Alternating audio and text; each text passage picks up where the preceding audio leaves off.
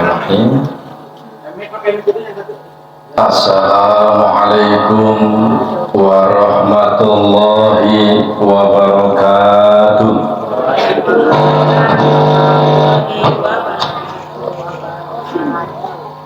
Alhamdulillahi nahmaduhu wa nasta'inuhu wa nastaghfiruh wa na'udzu billahi min syururi anfusina wa min sayyiati a'malina may yahdihillahu fala mudhillalah wa may yudlil fala hadiyalah. Asyhadu an la ilaha illallah wahdahu la syarikalah wa asyhadu anna Muhammadan abduhu wa rasuluh. Allahumma sholli ala Muhammad wa ala ali Muhammad, amma ba'd. Para hadir, ibu-ibu Aisyah, baik dari ranting Malahayu maupun ranting Banjarharjo dan unsur pimpinan cabang Aisyah Banjarharjo, oge kasadaya Bapak anu tergabung di jamaah pimpinan cabang Muhammadiyah Banjarharjo maupun pimpinan ranting Muhammadiyah di Desa Malahayu dan semua simpatisan dan secara umum para kaum muslimin wal muslimat yang dirahmati Allah Subhanahu wa ta'ala. Baik, untuk menyingkat waktu, kajian siang hari ini menjelang sore ya, mungkin kita tematik ya, karena situasinya kita memasuki awal tahun Hijriyah ya. Awal tahun Hijriyah nyaeta bulan pertama di tahun Hijriyah 1446 ini jatuh pada tanggal 1 Muharram yang bertepatan pada tanggal 7 Juli hari Ahad. Ini kita Muhammadiyah bersamaan dengan pemerintah ya. Kebetulan sahabat-sahabat kita yang di Nahdlatul Ulama meyakini jatuhnya 1 Muharram itu pada hari Senin tanggal 8 Juli 2024. Ini supaya paham ya. Kemudian ada apa sih dengan bulan Muharram? Kalau yang disebut surat ya, kalau di daerah kita, di daerah-daerah pedesaan, nah ini karena unsur budaya masuk di dalam bulan Suro ya. Bulan Suro berarti bulan Muharram, bulan pertama pada tahun Hijriyah. Kalau bulan Januari ini adalah tahun baru di tahun Masehi atau Miladiyah ya, ini harus paham ya.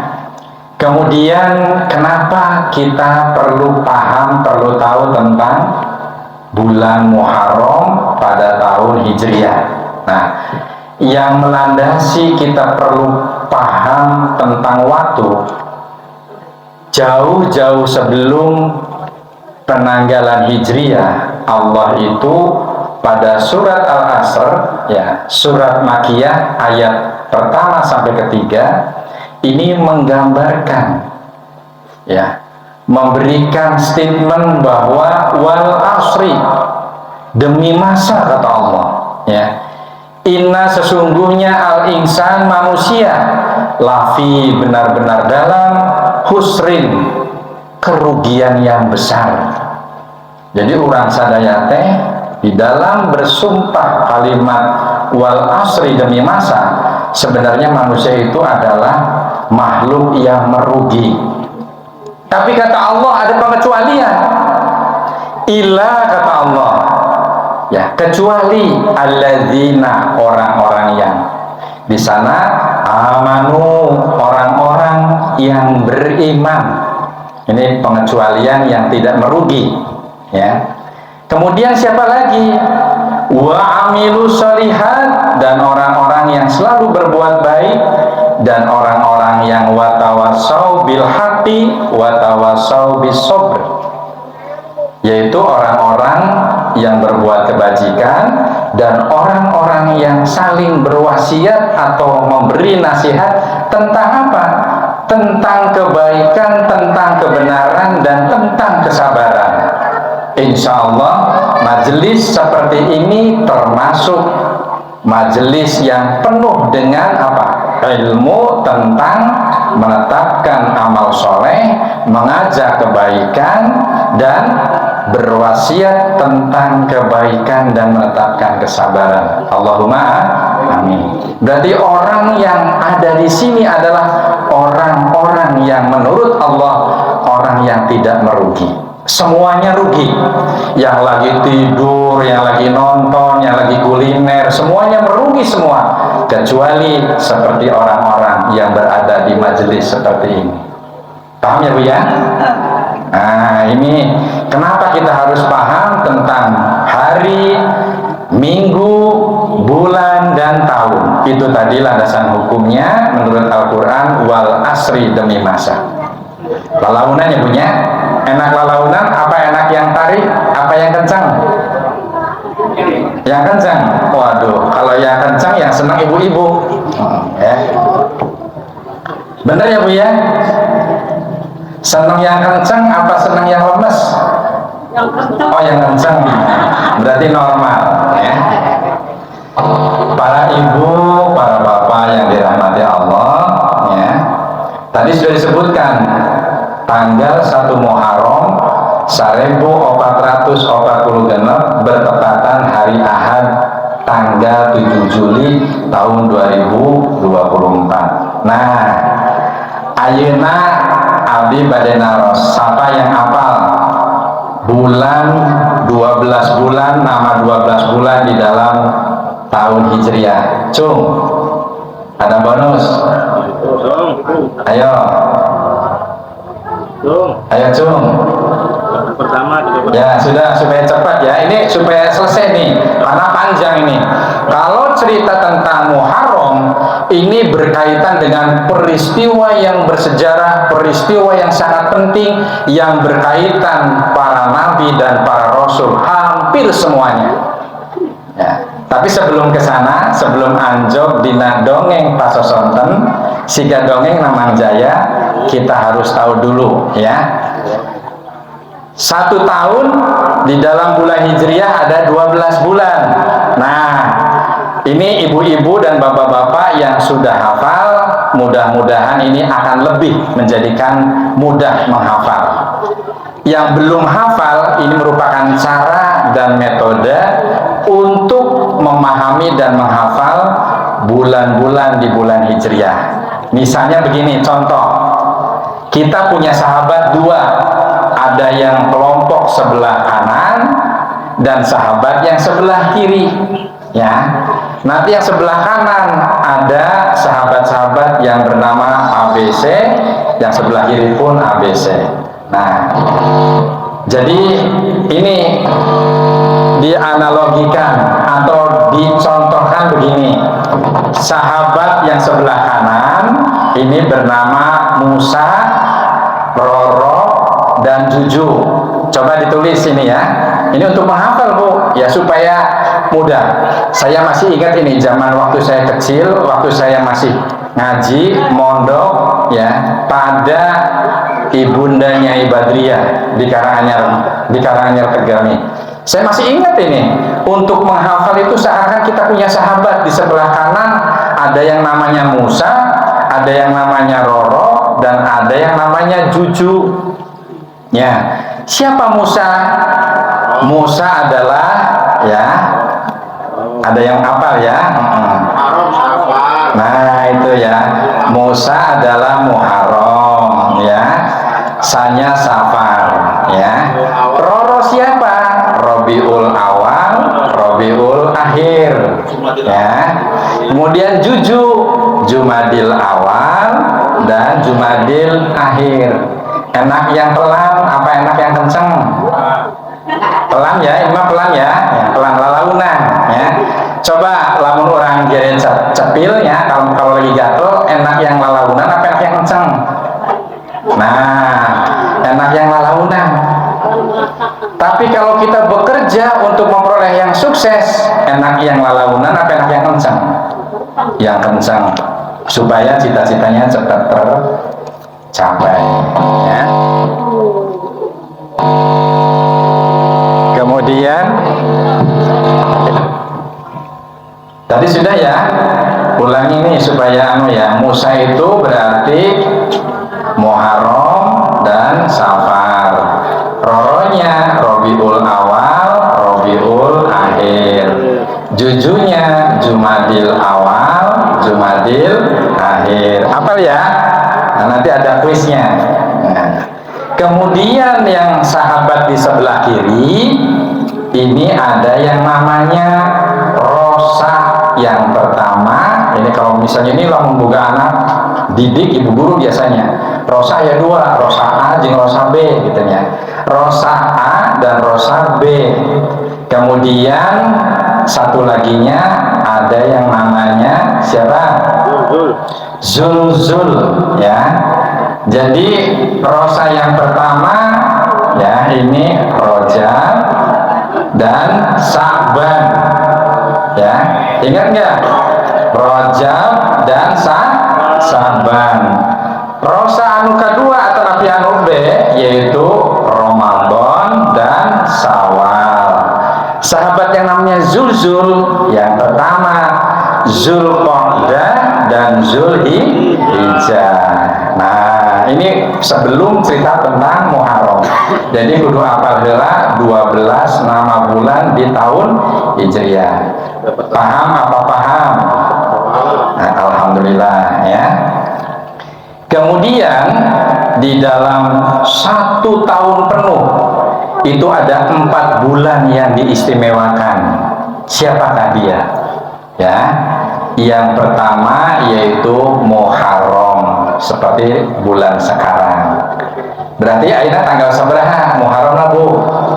Ahad kan tanggal hiji, berarti Senin tanggal 2, Selasa tanggal 3, Rabu tanggal 4 ya, Kamis tanggal 5, berarti tanggal genep. Kudu ingat tanggal genep Muharram 1440 genep. Nah, di dalam 1 tahun itu ada bulan yang diistimewakan, yaitu Muharram, kemudian apalagi Rajab, Sa'ban dan Ramadan. Nah, itu harus perlu ini pentingnya ngaji. Kalau ngaji yang biasanya sering nyanyi gitu ya, terus guguyon mah sering ya Bu ya, tapi ya mah hitung-hitung kuliah deh ya, hitung-hitung kuliah SAG, sarjana agama ya. Nah, Ibu sareng Bapak yang dimuliakan Allah ya, ini yang disebut bulan yang sangat diistimewakan oleh Allah Subhanahu wa Ta'ala. Nah, ini PowerPoint-nya harus perlu disempurnakan ini ya. Ini adminnya harus lebih banyak getol belajar ya. Tapi ini sudah cukup bagus ya. Saya punya admin, awalnya ada di sini ya. Berangkat dari nol, tadinya baca Quran aja masih sejama sudah mah balepotan, tapi karena rajin istiqomah, alhamdulillah. Ini coba bisa dibayangkan, bisa nyingkir Bu ya, bisa nulis Arab ya, ini alhamdulillah. Itulah pentingnya ilmu. Kalau orang berilmu pasti akan dimudahkan oleh Allah. Nyen peuyeum aya ilmuna, nyen cendol aya ilmuna, apalagi sholat, zakat, puasa harus punya ilmunya supaya ibadah kita betul di sisi Allah dan diterima serta diridhoi oleh Allah Subhanahu wa Ta'ala. Nah, tadi di atas ada apa dengan bulan Muharram ya. Nah, ini mungkin tadi nama-nama sudah. Kemudian yang namanya bulan yang disebut 4 bulan istimewa itu disebut minha arba'atun hurum, yaitu tadi bulannya Muharram, Rajab, Syaban, dan Ramadan. Kenapa kita penting dan mengistimewakan bulan Muharram? Ternyata di sana banyak peristiwa yang sangat bersejarah yang kebetulan terjadi pada hari ke-10 atau tanggal 10 Muharram. Ya. Nah, apa saja kira-kira? Ada yang paham? Ada nggak kira-kira? Kita tahu kan bulan Muharram, ya, tahun baru Hijriah, tahun baru. Apa malah kita lebih populernya tahun barunya 1 Januari. Ada orang beli trompet, ikut-ikutan beli trompet, ya. Ada orang beli contongnya yang apa itu, topi yang lancip, ikut-ikutan. Nah, padahal ada hadis, barang siapa mengikuti tata cara dan tabiatnya orang kafir, berarti kita berada di dalamnya, berada di dalam kelompoknya. Kelihatannya sepele. Siapa yang senang ulang tahun? Ayo, siapa orang yang bangga punya cucu, punya anak, kemudian punya buyut ulang tahun, hadiahnya menang loba gitu teh. Islam tidak mengajarkan demikian, tapi itu ajaran Kristen. Berarti kalau kita mengamalkan hal-hal seperti itu, berarti kita termasuk kelompoknya. Tsumma na'udzu billah. Maka ini jangan dianggap remeh. Inilah pentingnya ilmu. Para ibu bapak yang dimuliakan Allah, ya, peristiwa bersejarah yang terjadi pada tanggal 10 Muharram hampir semuanya itu berkaitan dengan para nabi dan para rasul. Nah, ini kita buktinya. Yang pertama, ini dongeng mulai. Siap ya Bu ya? Nah, biasanya kalau ada, sekarang bukan orzen saja ya yang dapat saweran. Kidalangnya hari dongeng maparkeun sajarah teh kadang-kadang mulai disawer. Mudah-mudahan di dia ada apa namanya yang menyampaikan agama, ini nanti ada yang sawer ya. Tapi niatnya lurus, harus sedekah karena Allah ya. Artinya bersyukur ada yang memberikan ilmu, sawer gitu lah. Ada nggak kira-kira? Kalau ada, siapkan recehnya. Kere ibu punten ini makanya untuk supaya tidak ngantuk ya. Yang pertama, peristiwa yang sangat penting dan diukir di dalam sejarah di dalam Al-Quran, ini diampuninya Nabi Adam setelah bersujud karena merasa dosanya yang luar biasa, dosa yang begitu besar terhadap Allah Subhanahu wa Ta'ala. Sujud sampai 40 tahun. Padahal orang menjadi makmum bersujud, ada imam yang betul-betul apa namanya, sujudnya tumanina, suhe ujur kegelendang. Nah ini ya, cuma hari tekeyang hari nu imam nasi fulan ya, suhe ujur sujudnya. Nabiullah Adam alaihissalam karena merasa bersalah sujud 40 tahun. Nah, ini tersirat di dalam Quran surat Al-A'raf. Kenapa? Sampai minta ampun bersujud sampai 40 tahun karena saking merasa berdosanya Nabiullah Adam alaihissalam kepada Allah. Nah, ini diukir di dalam Quran surat Al-A'raf, suratnya surat ke-7. Ayo, saya sudah sering pesan ngaji kita harus lebih unggul dan berkemajuan ya. Jangan yang biasa-biasa, bawa Quran atau handphone, kemudian buka aplikasi Al-Quran, buka Quran surat ke-7 surat Al-A'raf ayat 19. Allah berfirman ya. A'udzu billahi minasyaitonir rajim ya. Wa ya Adamu uskun anta wa zawjukal jannah fakula min haitsu syi'tuma wa la taqraba hadhis ya di sana hadhis sajarata fatakuna minadz zalimin. Padahal Allah telah berfirman, wahai Adam, tinggallah engkau sesuka hatimu di surga.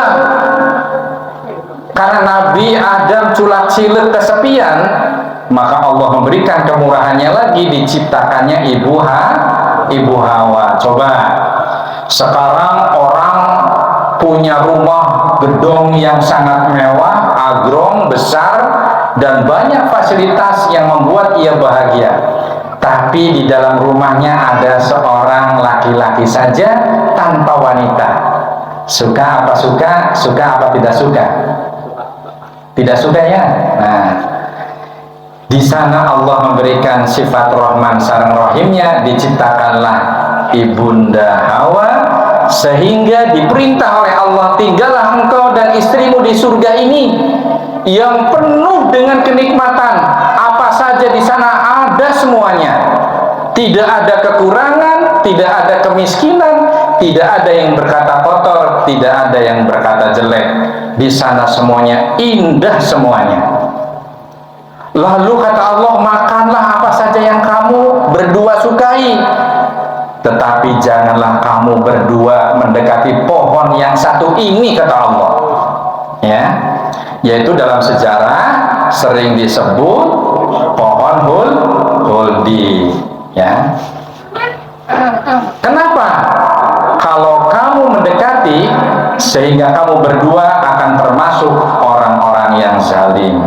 Nah, kemudian pada ayat atau surat yang sama, pada ayat yang ke-22, ya, ini Allah juga berfirman, fadzallahuma bighurur falamma dzaqas sajarata badat lahuma sawatuhuma wa tafiqa yahdifani alaihima min waratil jannah wa nadahuma rabbuhuma alam anhakuma antilkumas sajarati wa aqul lakuma inna syaitana lakuma aduwwum mubin, kata Allah. Ya, wahai Nabiullah Adam alaihissalam, Allah itu memberikan peringatan.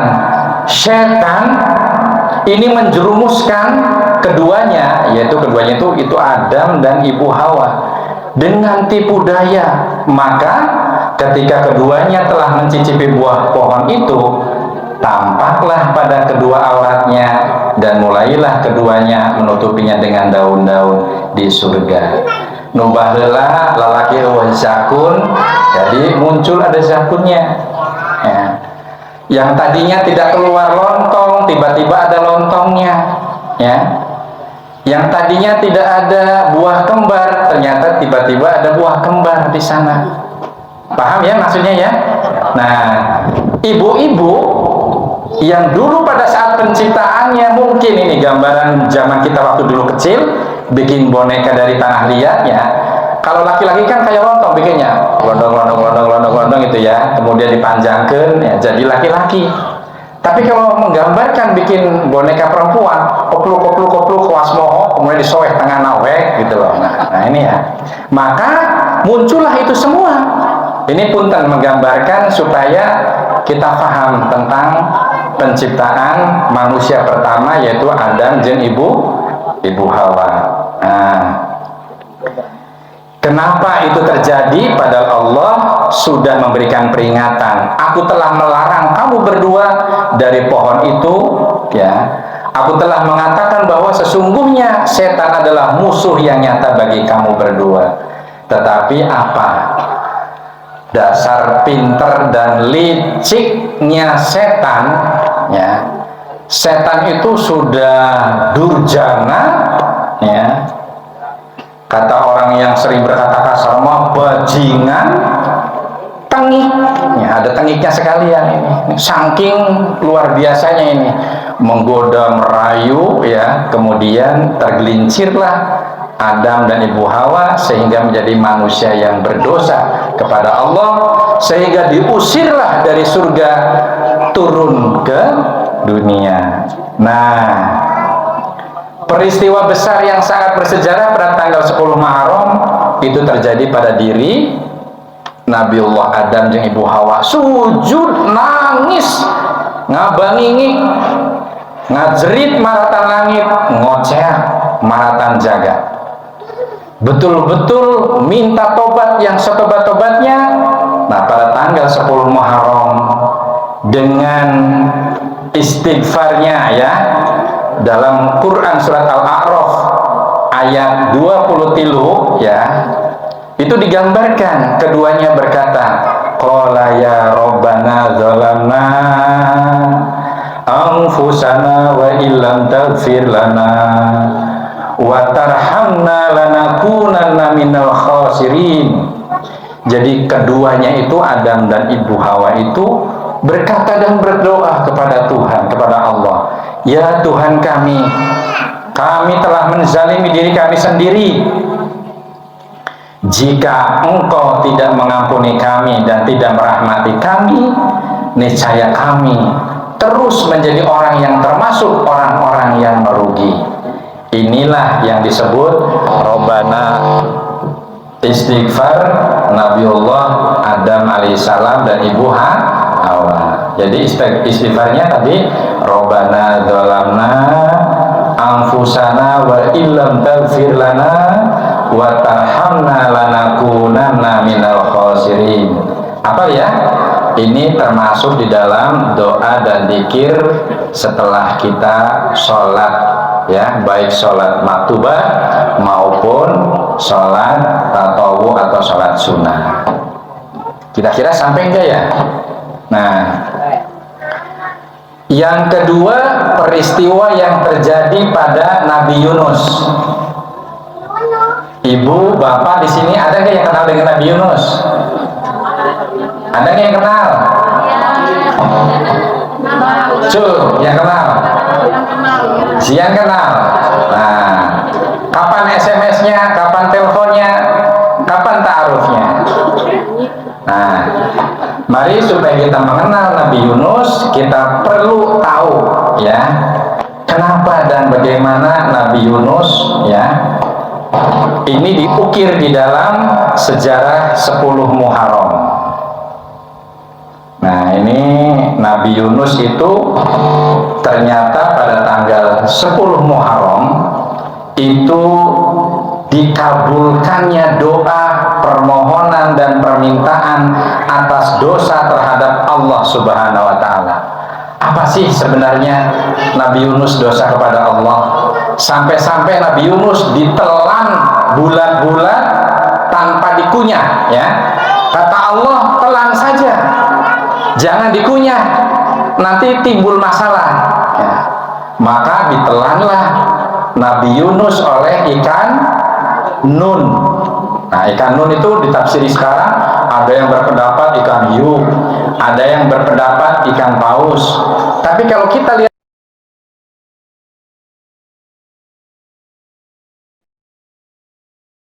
ikan hiu itu berbeda. Kalau ikan hiu senangnya mencabik ya, dirobek-robek, setelah remuk baru ditelan. Tapi kalau paus ya, ini biasanya siga orai, paling capluk langsung dieleng. Nah, ini kemungkinan tafsir ini kita lebih kuat kepada nun itu, artinya ikan nun itu ikan paus. Terkait tentang perdebatan itu adalah tafsir. Tapi yang harus kita imani, Nabi Yunus betul-betul pernah ditelan oleh ikan nun. Akibat apa? Akibat kesalahan terhadap Allah, dosa kepada Allah. Apa dosanya? Nah, awal peristiwanya kieu ibu sareng bapak ya. Nabi Yunus teh diutus kepada penduduk yang namanya Ninawa. Tahu nggak penduduk Ninawa? Hanya dicatat ini ya. Penduduk Ninawa adalah kaum yang pada awalnya menyembah patung dan berhala dan mengingkari kebenaran-kebenaran Allah Subhanahu wa taala, Allah Sang Pencipta. Ninawa yang terletak di area Mosul modern yang sekarang disebut negeri Irak. Nah, ini pentingnya ilmu, ya. Siap ya, tidak ngantuk, siap ya. Nah, eman-eman ini sejarah Muharram, ya. Jadi pada saat menyeru kebaikan dan mengajak kepada kaumnya Nabi Yunus, hai kaumku, marilah kita kembali kepada Allah Subhanahu wa Ta'ala. Ikuti aturan mainnya, bagaimana menyembah, bagaimana bermuamalah, bagaimana beribadah. Ikuti aku, karena aku adalah utusannya, utusan Allah Subhanahu wa Ta'ala. Tapi balasannya apa? Dari kaum yang durjana, yang kafir, yang pembangkang, tadi yang disebut di dalam bahasa kasarnya yang bajingan dan tengik, ya. Ini sudah luar biasa ini, ya. Kenapa ini? Nah, untuk menggambarkan saja, ya. Jadi bahasa-bahasa yang tidak santun ini keluar karena untuk menggambarkan sebuah peradaban yang bobrok, peradaban yang sangat menyimpang dari nur ilahiyah, dari cahaya keimanan ketuhanan, ya. Para ibu sareng bapak yang dimuliakan Allah. Nah, saat itu Nabi Yunus teh kuciwa tahu ya Bu?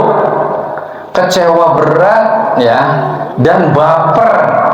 Perasaannya sudah sangat sungkan, emosi campur aduk jadi hiji, ya.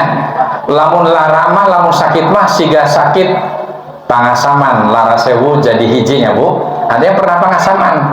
Ya, puting, ting sernot, panas tiris, pargo nyari awak, jadi larasewu jadi hiji. Perasaan tidak nyaman itu berkecamuk di dalam dada dan hati Nabi Yunus, sehingga Nabi Yunus itu diperintah oleh Allah suruh menyampaikan kabar kepada kaumnya, hai kaumku, sebentar lagi Allah Subhanahu wa Ta'ala akan mengazab kalian, akan menyiksa kalian, dan akan memusnahkan kalian semua yang kafir. Kemudian apa jawab para pengikutnya yang tadi para bajingan tengik pisan, ya. Yaitu jawabannya apa? Nggak usah nanti-nanti, nggak usah besok-besok. Kalau benar agamamu, kalau benar Tuhanmu, maka datangkanlah azabmu sekarang ini. Nah, saking angelnya jawab, putus asanya dalam berdakwah, Nabi Yunus itu namanya manusia biasa Bu, Abdullah, hamba Allah. Sawabe jeung urang sadaya, aya sewot, aya keheul, aya jengkel, aya merasa males. Ini orang dikasih tahu, dikasih peringatan supaya selamat, hese amat kata orang Betawi teh mah. Nah, akhirnya Nabi Yunus itu ada rasa jengkel sedikit. Daripada kieu mah mending urang menghindari, urang nyingkir daripada nanti ketika azab Allah diturunkan sekarang, nanti aku malah kena imbasnya, kata Nabi Yunus. Dosana ngan sakitu Bu padahal. Akhirnya Yunus meninggalkan kaumnya, singkat cerita naik kapal, naik perahu. Tapi nasib berkata lain, ya. Perahunya itu krodit, trouble, sehingga pada saat diundi di sana ini ada orang yang harus dikeluarkan dari kapal, salah satu saja, karena kapalnya bocor, muatan berlebih, ada satu orang yang harus keluar dari perahu ini. Diundi berapa kali sampai ketiga kali, ternyata jatuh kepada Nabi Yunus. Singkat cerita, Nabi Yunus dilemparkan, dijeburkan, ya, kepada dalamnya laut, gelombangnya yang begitu tinggi seperti gelombangnya gunung-gunung yang menjulang tinggi. Nah, itu akhirnya Nabi Yunus ditangkap, ditelan oleh ikan nun. Nah, di sanalah Nabi Yunus mengalami apa? 3 kegelapan. Gelapnya seperti di dalam alam rahim, di dalam perut ikan nun, gelapnya di dasar lautan, dan gelapnya besok gambaran di alam barzah ketika ia akan menghadapi maut. Itu ketakutan yang dialami oleh Nabi Yunus. Nah,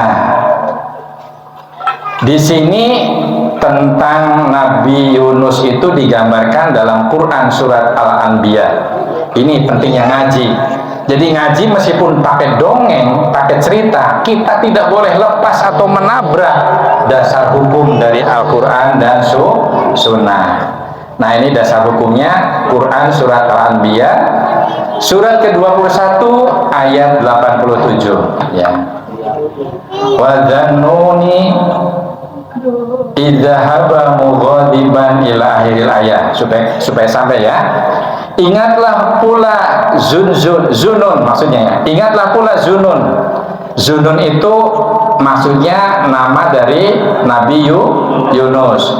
Ketika dia pergi dalam keadaan marah ya, sungkan menghadapi perintah karena masyarakatnya, pengikutnya, kaumnya itu zalim, lalu dia menyangka bahwa kami tidak akan menyulitkannya, kata Allah. Maka dia berdoa di dalam kegelapan yang berlapis-lapis tadi, kegelapan yang 3 tadi ya. Tidak ada Tuhan selain Engkau, Maha Suci Engkau, sesungguhnya aku termasuk orang-orang yang zalim. Maka ini disebut istighfarnya Nabi Yunus di dalam Quran surat Al-Anbiya ayat 87. Nah, ini potongan ayatnya gini. Nah, coba dicari ya. Coba buka Qurannya ya.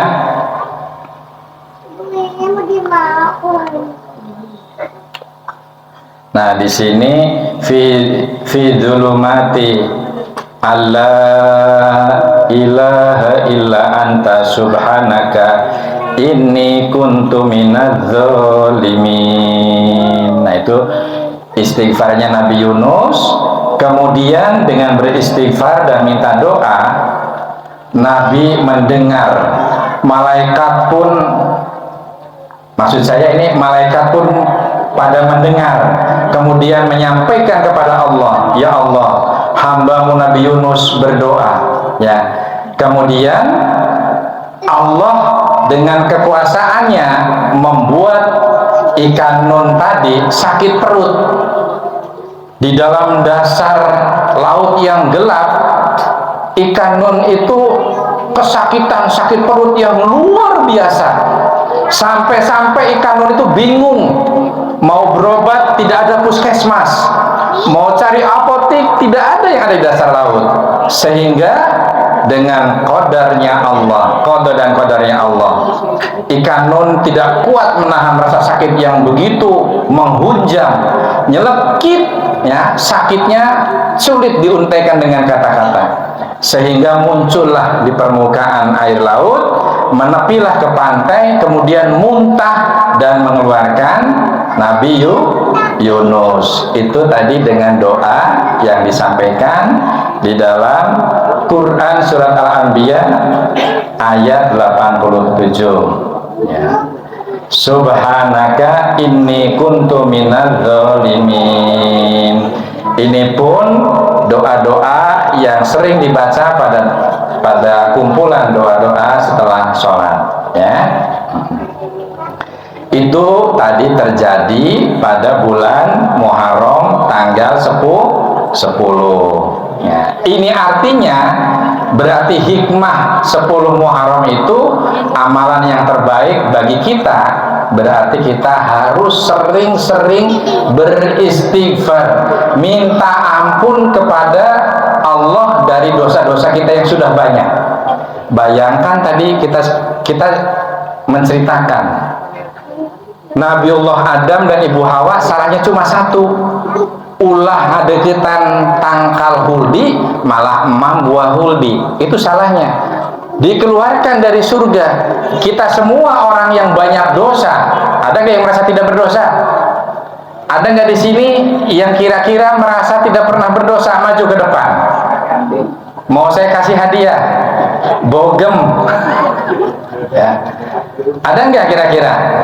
Nah, kita yang dosanya besar minta kepada Allah pengen masuk. Pengen masuk mana, Bu? Masuk ke surga. Nabi Adam dan Ibu Hawa yang salahnya cuma satu, dari surga saja dikeluarkan. Coba ini.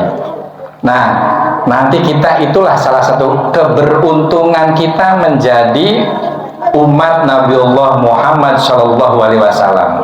Karena Nabi Muhammad adalah Nabi yang paling sayang dan yang paling mengedepankan kebutuhan untuk masuk surganya Allah untuk siapa? Ummati, ummati, untuk umatku. Ya. Ini gambaran keberuntungannya kita sebagai umat Nabiullah Muhammad SAW. Tadi itu yang keberapa, Mas? Berarti, Mas, yang kedua ya, Nabi Yunus. Yang pertama, peristiwa Nabi Adam, Ibu Hawa diampuni dosanya setelah sujud 40 tahun. Yang kedua, yaitu diselamatkannya Nabi Yunus dari perut ikan Nun. Nah, kemudian yang ketiga, ini ada sejarah juga pada bulan Muharram tanggal 10, diselamatkannya Nabiullah Ibrahim alaihissalam dari api yang membakar. Nah, ini ayatnya ya. Wa idza qala Ibrahim li abihi ila akhiril ayat. Ini supaya ini ya, supaya kebagian semua. Ingatlah ketika Ibrahim berkata kepada ayahnya. Ayahnya itu namanya siapa? Ibrahim. Ada yang kenal? Kapan kenalannya? Nah, namanya ayah dari Nabi Ibrahim itu adalah Azar, ya. Kata Nabiullah Ibrahim itu kepada bapaknya, "Ya Abi, apakah pantas engkau menjadikan berhala-berhala itu sebagai Tuhan? Sesungguhnya aku melihat engkau ya Abi dan kaummu ya adalah kesesatan yang nyata, adalah pembangkangan yang luar biasa, adalah kezaliman yang sungguh durjana." Ini kata Nabiullah Ibrahim alaihissalam. Nah,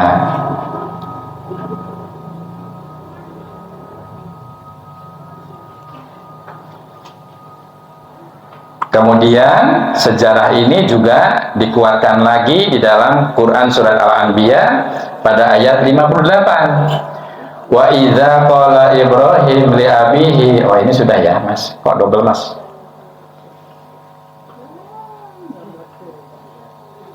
Ini yang membuat PowerPoint-nya admin ini ya. Nah, ini surat yang selanjutnya ini berarti 2 kali dicetak, Mas Irwan ya.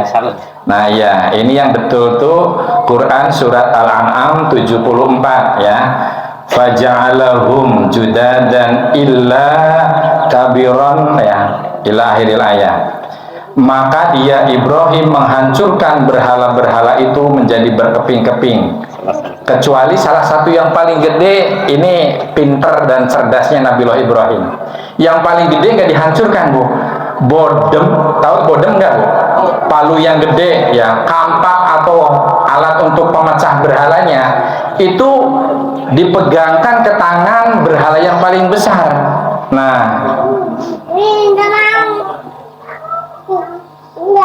kemudian tersiarlah kabar dan sampai kepada raja saat itu adalah Raja Namrud ya, bahwa Tuhannya para berhalanya itu dihancurkan oleh Nabiullah Ibrahim alaihissalam, kecuali yang satu tadi ya. Bahkan kampak yang untuk menghancurkan berhala-berhala, patung-patung yang kecil-kecil itu seakan-akan diberikan kepada genggaman berhala yang besar. Akhirnya cerita punya cerita, kabar sampailah ke Raja Namrud ya, dipanggillah Nabiullah Ibrahim alaihissalam. Ya Ibrahim, itu ya, apa benar kamu sudah berani menghancurkan sesembahan nenek moyang dan sesembahan aku dan kaumku? Kata Raja Namrud. Tapi pintar dan cerdasnya Nabiullah Ibrahim tidak mengatakan tidak. Kata siapa? Kabarnya dari mana gitu ya? Aku dengar kamu yang menghancurkan. Nah, kalau itu yang Anda dengar, lebih baik coba tanyakan saja pada berhala yang paling besar. Si Raja Namrud suruh naros Cenaki ya cek Nabiullah Ibrahim teh, hai patung yang paling besar, siapakah yang menghancurkan berhala-berhala sesembahanku? Nah, kemudian si raja itu merah mukanya, jengkelnya sampai ke ubun-ubun. Ya, akhirnya kamu bajingan katanya, kamu kurang ajar gitu ya. Ditanya oleh raja, malah jawabnya suruh tanya kepada berhala. Mana ada berhala bisa ngomong siapa yang menghancurkan, kata Raja Namrud. Pinternya Nabiullah Ibrahim ya. Nah, lebih bodoh mana ya daripada berhala yang ditanya atau Anda yang menyembah berhala yang dibuat oleh manusia. Tambah sewot, telinganya terasa panas, kemudian diperintahkannya Nabiullah Ibrahim alaihissalam. Nah, kalau zaman sekarang Satpol PP dikerahkan, polisi dikerahkan. Kata sebagian masyarakat, ini belum ada bukti kesalahannya, SOP-nya belum jelas gitu ya. Sudah, tangkap saja dulu, kata Raja Namrud. Urusan SOP, urusan bukti dan sebagainya, urusan belakangan. Ini yang namanya penguasa. Kalau semakin naik penguasa itu menjadi semakin tinggi, ini semakin rakus dan semakin serakah. Persis seperti macan. Semakin tinggi jabatan dan kekuasaannya, dia semakin haus seperti meneguk air laut. Semakin diteguk, semakin haus. Daripada turun, nanti malah dilibas dan dimakan oleh lion atau kelompok raja hutan yang lebih ganas. Itu prinsipnya penguasa Raja Namrud. Akhirnya karena jengkel Nabiullah Ibrahim alaihissalam, dikumpulkanlah masyarakat di alun-alun, kemudian dikumpulkanlah kayu dan alat-alat untuk pembakar yang begitu dahsyat, dilemparkanlah Nabiullah Ibrahim alaihissalam. Ya, tapi Allah melihat semua peristiwa itu. Sampai-sampai Allah menyeru, "Qulna ya narukuni barda wa salaman ala Ibrahim." Ini sampai diseru, sampai menyeru Allah ya. Lamun cek sudah nama ya. Qulna ya api neraka, ya api yang panas dan yang membakar ya. Kemudian dinginlah dan menjadi keselamatanlah untuk Ibrahim. Dan kemudian beristighfarlah dan berdoalah Nabiullah Ibrahim dengan doa yang sering kita baca, yang sering kita kenal. Hasbunallah, hasbunallah wa ni'mal wakil. Cukuplah Allah menjadi penolong kami dan Allah adalah sebaik-baik pelindung. Nah, sehingga selamatlah yang api membakar seperti panasnya Bandung lautan api ya. Kan ada ya dulu Bandung lautan api, tapi lautan api, tapi kalau kita ke Bandung nggak panas ya Bu. Nah, itu istilah saja. Atau ada juga yang namanya tempat bagan si api-api ya. Padahal api, tapi di sana di bagian si api-api tidak panas ya.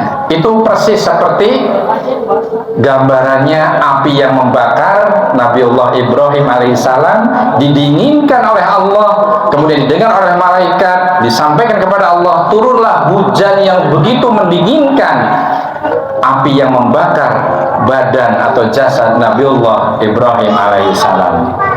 Nah, tadi makanya istighfarnya atau doanya ya hasbunallah wa ni'mal wakil. Cukuplah Allah menjadi penolong kami dan Allah adalah sebaik-baik pelindung. Kemudian singkat cerita,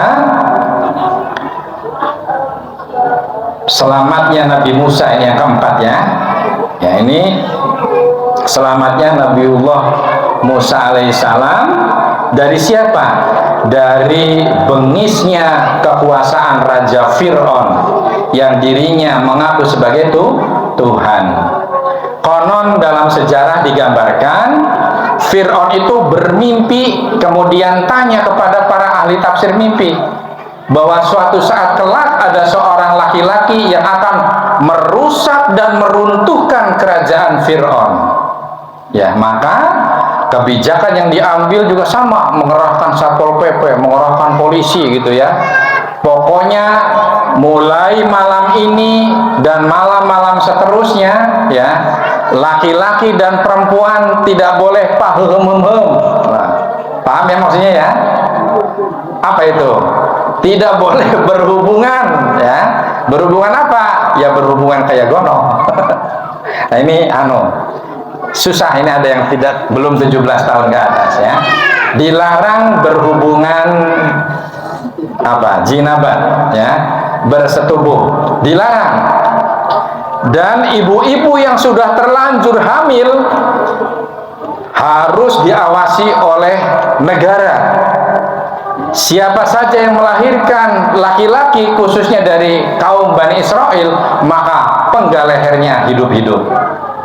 Maka lahirlah Musa pada zaman kesulitan tersebut. Sehingga singkat cerita dibuang di wadahan karanjang ya, di selimutan, dialirkan ke Sungai Nil, kemudian ditemukan oleh Bunda Aisyah, istri atau ratu dari ratunya siapa? Raja Fir'aun. Dibesarkan kemudian sampai dewasa dan akhirnya memberikan peringatan keras bahwa Tuhan yang wajib disembah adalah Allah Subhanahu wa ta'ala, sehingga menjadi musuh kebuyutannya bapak angkatnya, yaitu Fir'aun. Singkat cerita, nah kemudian para pengikut dan Nabi Musa itu mau dibunuh semuanya, dikejar. Akhirnya sampailah ke salah satu laut, apa namanya sekarang, Laut Merah ya. Betul nggak nih kalau salah? Ada yang ini ya. Laut Merah ya. Kemudian ketika sudah di tepian pantai, bingung Nabi Musa, waduh, sementara pasukan Fir'aun semakin mendekat dan semakin ganas akan menganiaya dan membunuh para pengikut dan Nabi Musa. Akhirnya Allah berfirman ya, pukulkan tongkatmu pada laut, kemudian terbelahlah ya. Kemudian ketika Nabi Musa dan para pengikutnya menyeberang sampai ke daratan yang akan dituju, kemudian menyusullah pasukan Fir'aun dan bala tentaranya. Ketika sudah di tengah lautan, kemudian ditutuplah kembali lautan sehingga tenggelamlah lautan tersebut dan menghanyutkan, sehingga Fir'aun dan pasukannya mati bergelimpangan ditelan ombaknya laut yang menggunung.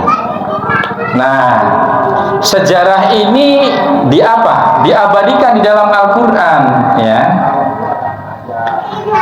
karena untuk bukti bahwa terjadi peristiwa tersebut pada tanggal 10 Muharram ya.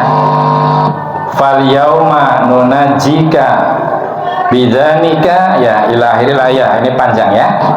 Maka kami pada hari ini kami selamatkan jasadmu. Jasadmu siapa? Jasadnya Fir'aun, agar engkau dapat menjadi pelajaran bagi orang-orang yang datang setelahmu, termasuk kita ya, kaumnya Nabi Muhammad, supaya paham, oh bener ya, ternyata Raja Fir'aun itu betul adanya. Mayatnya ketika dilempar oleh ombak dan terdampar di salah satu pantai, dan sekarang yang katanya menurut sejarah dimumi, dibalsem sehingga fisiknya masih utuh. Dan sekarang nanti kalau kita jalan-jalan ke Mesir ya, bisa naik ojek ya, ke sana bisa naik ojek ya, nanti bisa bertemu dengan jasadnya Fir'aun ya, itu bukti. Nah, ini ayat ini betul-betul Al-Quran membuktikan ya. Akhirnya yang kelima ini ya, mungkin kalau sampai semuanya tidak sampai ini ya. Yang kelima ini yaitu peristiwa Nabi Nuh ya. Ada yang kenal Nabi Nuh? Ada enggak? Ya, Nabi Nuh itu adalah nama aslinya siapa? Mahnuh. Nama aslinya itu Abdul Ghaffar. Ya. Kalau ditipang itu duratu nasihin. Ya. Namanya aslinya Mahnuh. Di sini namanya aslinya Abdul Ghaffar, atau dalam bahasa Ibraninya itu Yashkur. Ya. Ini Yashkur itu ya merupakan putra dari, ini bahasanya masih Ibrani ya, bapaknya dari Nabi Nuh itu namanya Lamik bin Mata bin Idris alaihissalam. Nah, kemudian perlu tahu kita juga, istri Nabi Nuh ternyata salah satu contoh istri yang mungkar, istri yang kafir, istri yang tidak mendukung perjuangan Nabi Nuh maksudnya ya, justru malah menjadi musuh beratnya Nabi Nuh. Aneh ya. Nah, dan istri Nabi Nuh yang mungkar ini, alhamdulillah menurut mereka, tapi kalau kita subhanallah ya, mampu mengkader anaknya yang bernama Kan'an untuk juga turut durhaka kepada ayahnya ya. Usahanya untuk mengkafirkan anaknya yang lain, ternyata istrinya Nabi Nuh itu tidak sukses. Ternyata selain Kan'an, Nabi Nuh itu punya anak, punya putra yang namanya ya, satu Sam, yang kedua Ham, yang ketiga Yafith. Ya, ini coba harus dicatat, ini penting, nanti keluar dalam ini ya, dalam pertanyaan. Ya. Yang ketiga ini Sam, Ham, dan Yafith itu termasuk anak-anak yang soleh dan yang ikut nanti kepada Nabi Nuh ya. Nah, cerita singkatnya begini. Saking zolimnya, saking tadi Gus, pokoknya saking durjananya pengikut dan kaum Nabi Nuh, sehingga Nabi Nuh itu diperintah oleh Allah segera bikin kapal besar gitu ya. Kemudian Nabi bingung, kapal perahu besar kayunya dari mana ya Allah gitu ya. Nah, kata Allah, tanam dulu pohonnya. Ini memberikan gambaran dan motivasi yang sangat luar biasa. Sukses itu butuh proses yang panjang, butuh proses yang giat, yang istiqomah. Ini di sini. Suruh bikin perahu yang gede, umurnya berapa kira-kira?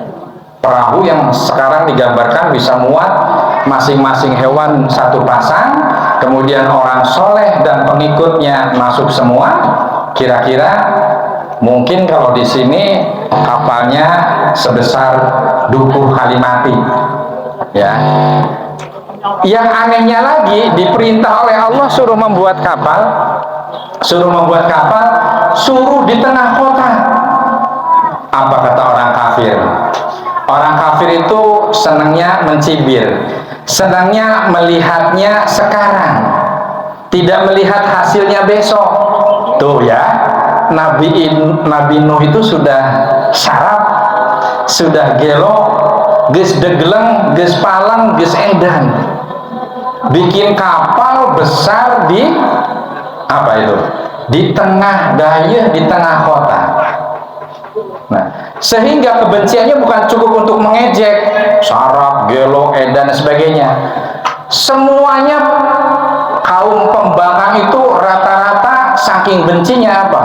Setiap pagi setor, si fulan pagi-pagi langsung teterekelan karena kapal. Geus pletet, menang tilu tumpuk apa tumpuk, kabur gitu ya. Kemudian si Bekong misalnya. Terus ada yang namanya Bekong ya. Ini punten nih, ini apa namanya ya? Ya sudah, si A gitu ya, si A.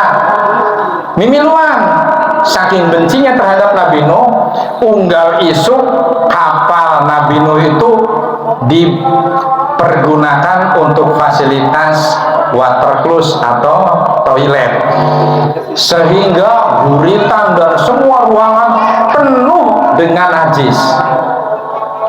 Ya. Baik,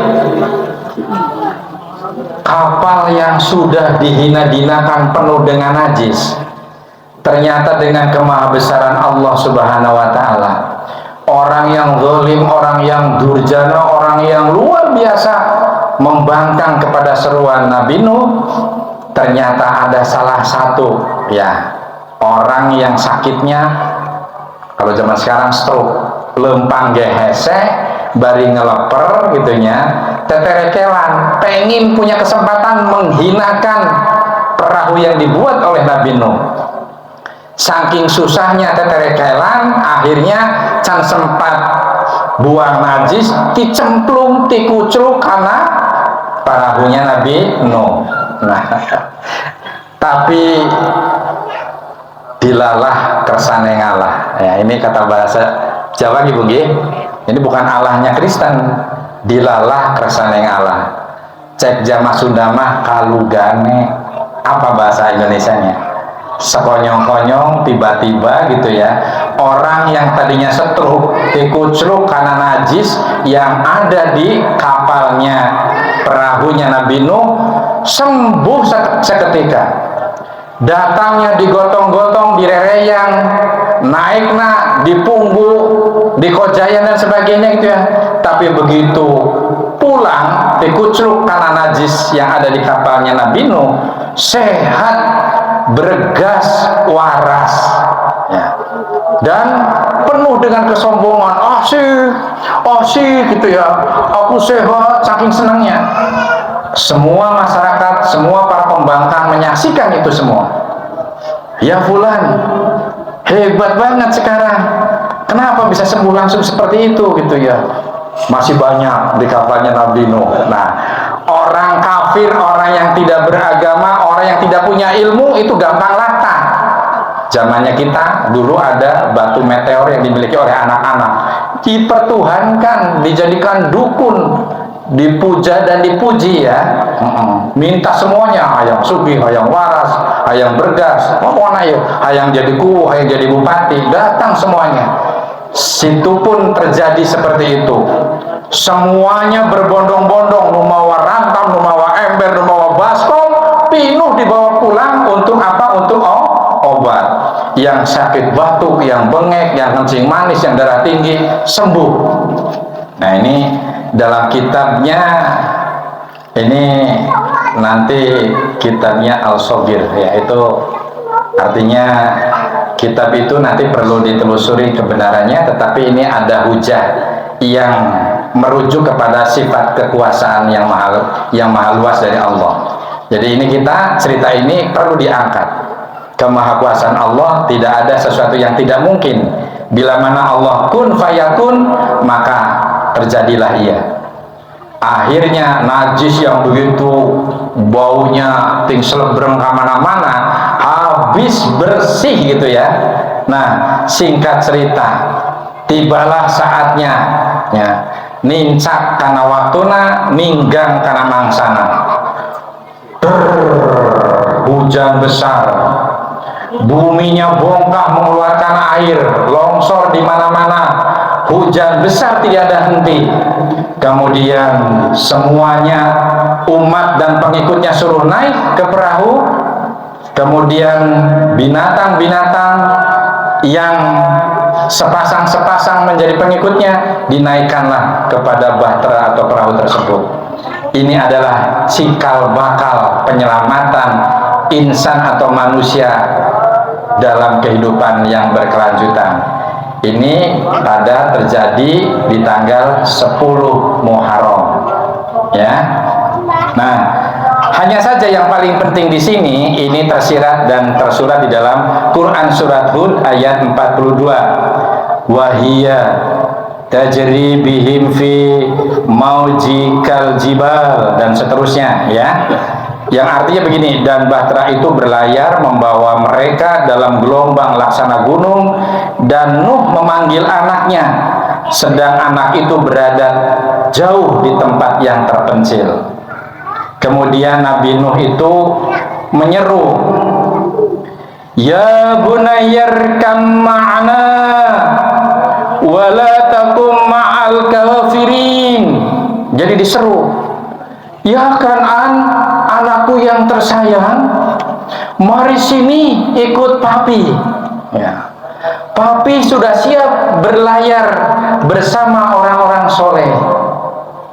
Tapi apa jawab anaknya? Ya, anaknya, no, Joni lebih senang berada dengan teman-teman yang ada di sini. Bila mana nanti hujan besar, Joni, maksudnya si kanan maksudnya ya. Si kanan itu, aku lebih senang dengan teman-teman, nanti akan berenang menuju puncak gunung yang paling tinggi.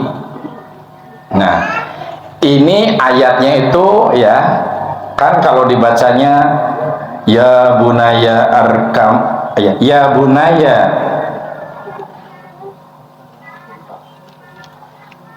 ya bunayar kam ma'ana wala takum ma'al kafirin. Lamun membacanya tidak diibaratkan seperti memanggil kepada anak, ya bunaya, cek para pendengar, iya deh gitu lah. Jadi ini menggambarkan, ya bunaya, hai anakku, Kan'an yang soleh, Kan'an yang baik, mari ikut papi. Ya, kata si Kan'an, enggak, aku lebih suka dengan teman-teman yang ada di sini. Ini adalah potret seperti anak-anak kita, seperti cucu kita. Kita sudah dijajah oleh pergaulan Nasrani, pergaulan Yahudi. Kita sudah terjajah mainan-mainan yang meninabobokan, ya, anak cucu kita. Masihkah anak-anak kita yang ketika ada azan asik bermain dengan handphone, asik melihat sinetron, asik melihat tontonan-tontonan yang membuat lupa dan lalai untuk sholat? Ini masih banyak. Ini persis gambaran kayak si Joni atau Kan'an tadi. Lebih asik dengan teman-teman yang ada di sana.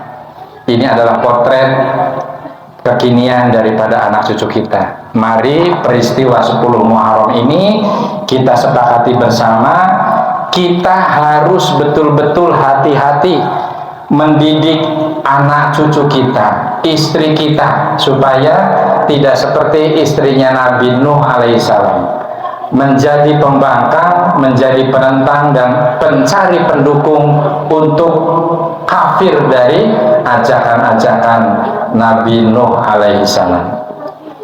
Ini semua terjadi di seluruh sendi kehidupan, ya, baik di dalam dunia perdagangan, dunia kerja, kemudian di dunia politik, ya. Konon di dalam sejarah Nabi Nuh itu usianya itu 950 tahun. Dan selama hidupnya 900 tahun itu untuk berdakwah. Tuh hujan, tuh panas, tuh keanginan, siang, malam, pagi, ya. Tapi pengikutnya dari 900 tahun itu hanya ada pengikut 80 orang. Kalau sekarang kita menengok kekinian, siapa kiai yang 900 tahun mendirikan pondok pesantren, dalam 10 tahun santrinya cuma 1, bangkrut, ya. Kemudian mana ada tokoh politik yang masih senang berkampanye, selama 900 tahun pengikutnya 10 tahun hanya dapat 1, ya, rusak. Ya, ini enggak akan mending tutup boy. Tapi Nabi Nuh alaihissalam terus berjuang dan akhirnya bisa mengarungi air yang begitu dahsyat, banjir yang begitu menakutkan, menepi kepada tepian ridho ilahi Robbi, dan hidup aman, damai, tentram. Dan sekarang penerus-penerusnya kita termasuk para pengikut Nabiullah Muhammad Shallallahu Alaihi Wasallam.